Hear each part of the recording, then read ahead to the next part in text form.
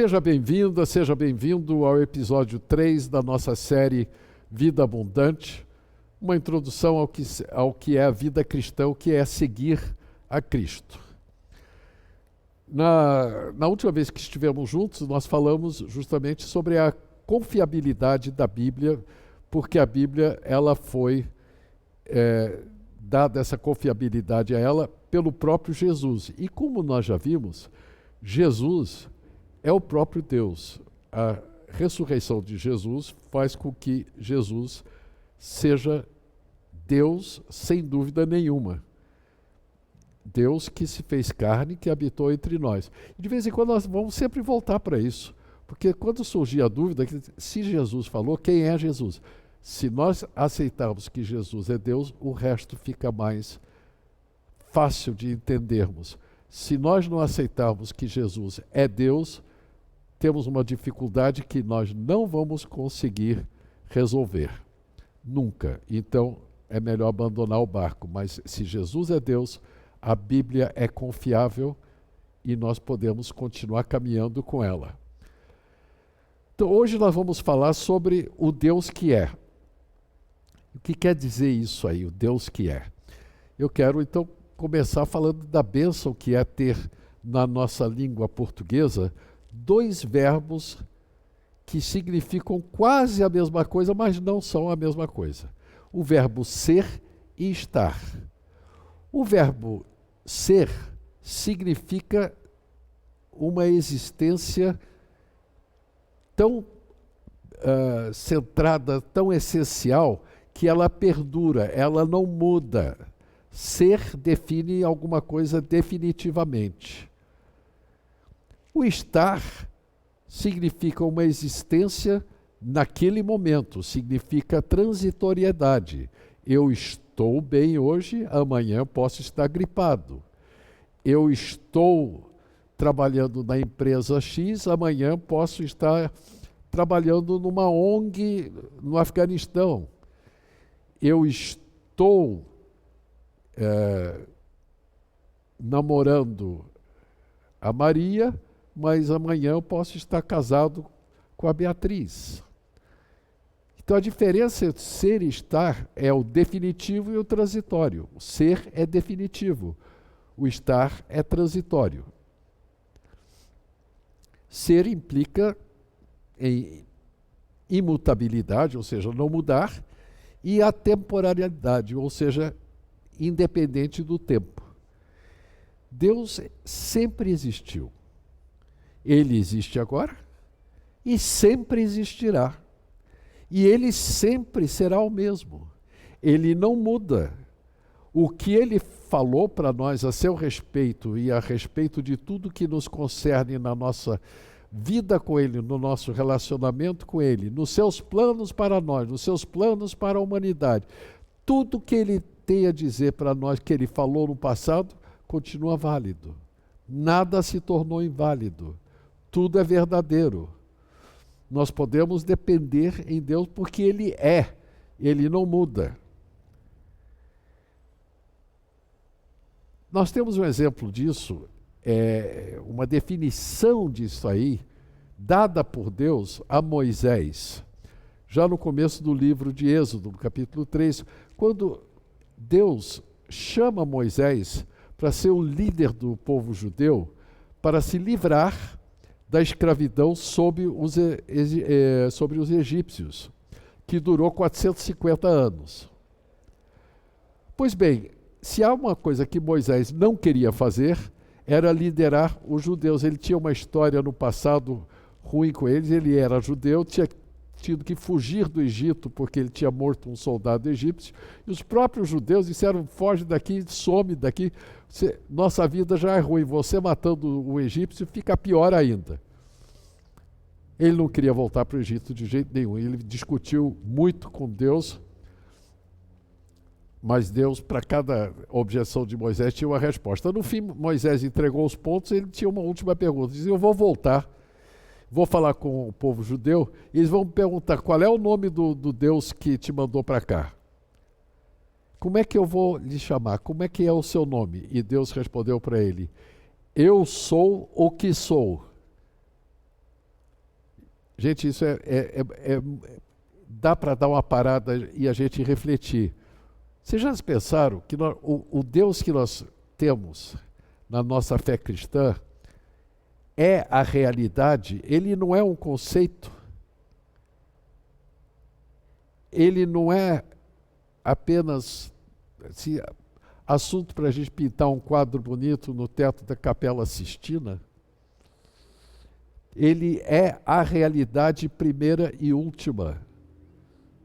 Nós é que vivemos num mundo em que nós nos iludimos a nós mesmos.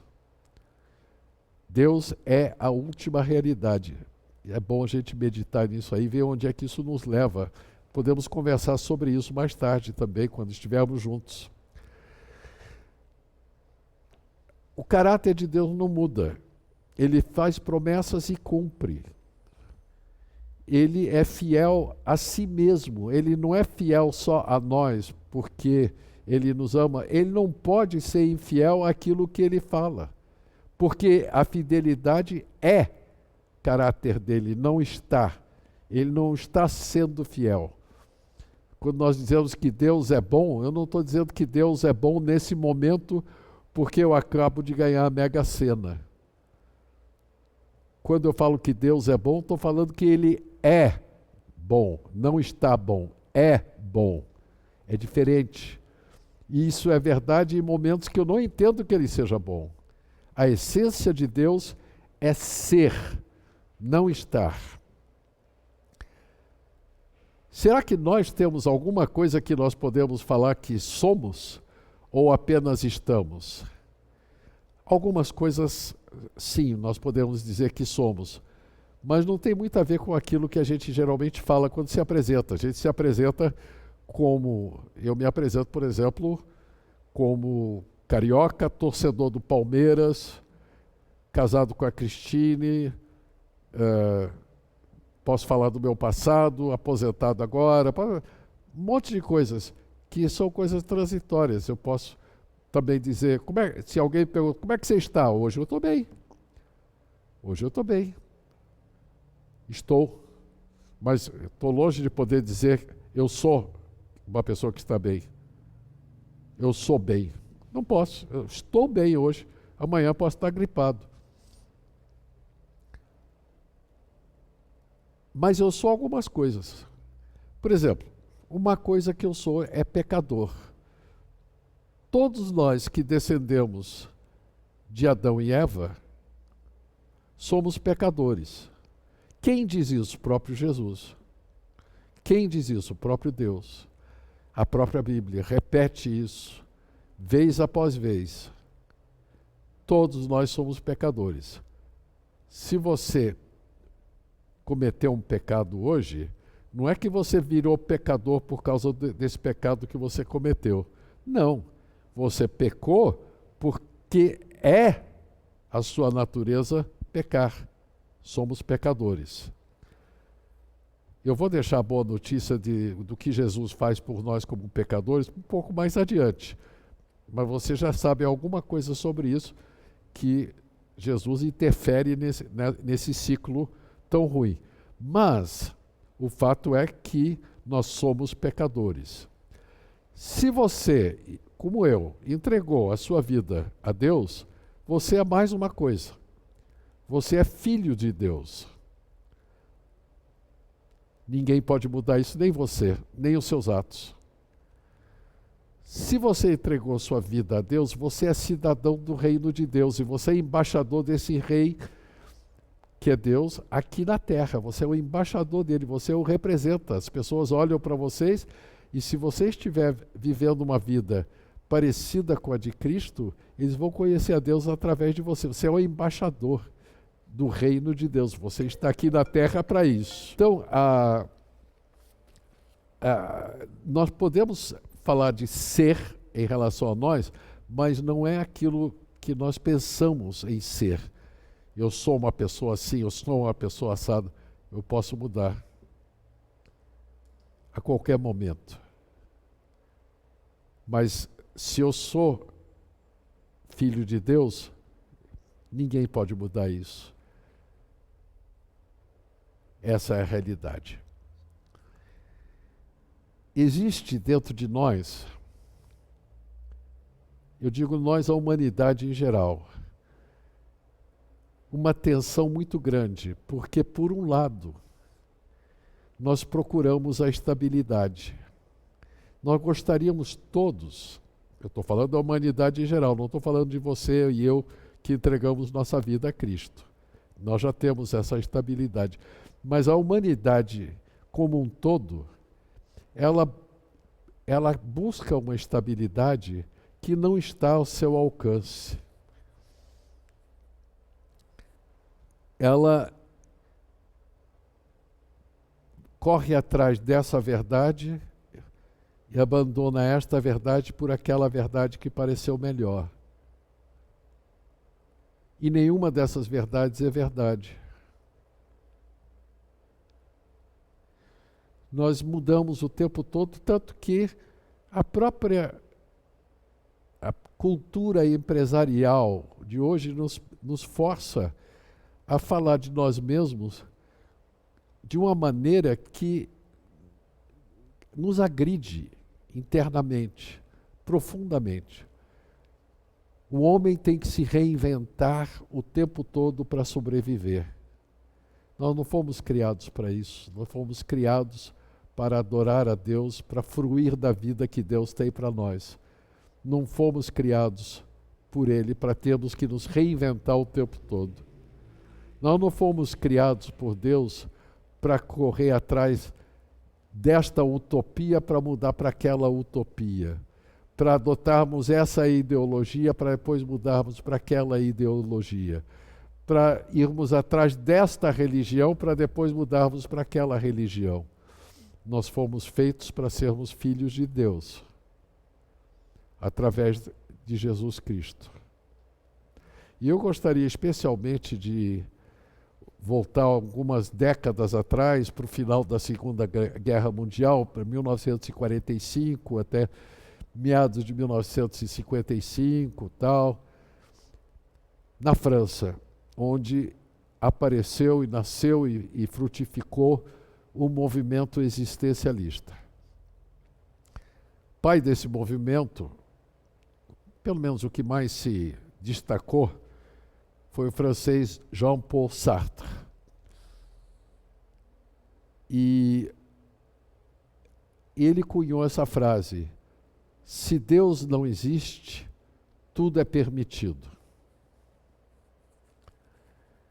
E os existencialistas justamente eram quebradores de barreiras. Nada era sagrado, tudo era permitido. Eram anarquistas de vida. Não havia absolutos. Cada qual com a sua verdade, cada qual com os seus impulsos e satisfazendo os seus desejos.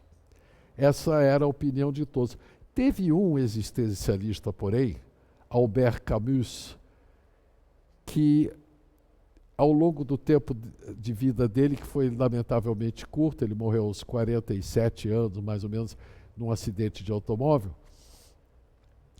mas ele escreveu o seguinte: se Deus não existe, a única conversa inteligente que nós podemos ter é sobre a forma de cometer suicídio.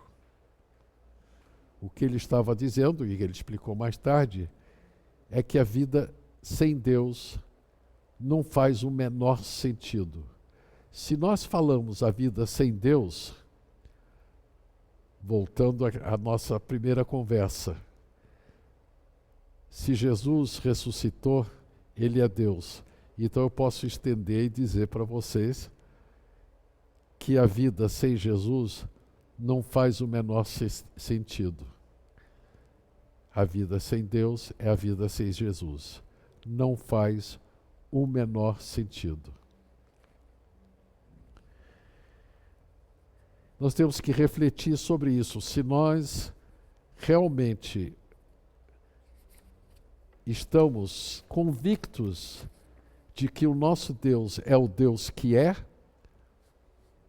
a realidade, e que então essa é a realidade na qual nós não só queremos, mas precisamos viver, ou se o nosso Deus é mais um Deus de uma coleção de deuses que existe por aí. A resposta daquele que entregou sua vida a Cristo e deixou Cristo tomar conta da sua vida é que Deus é o Deus que é.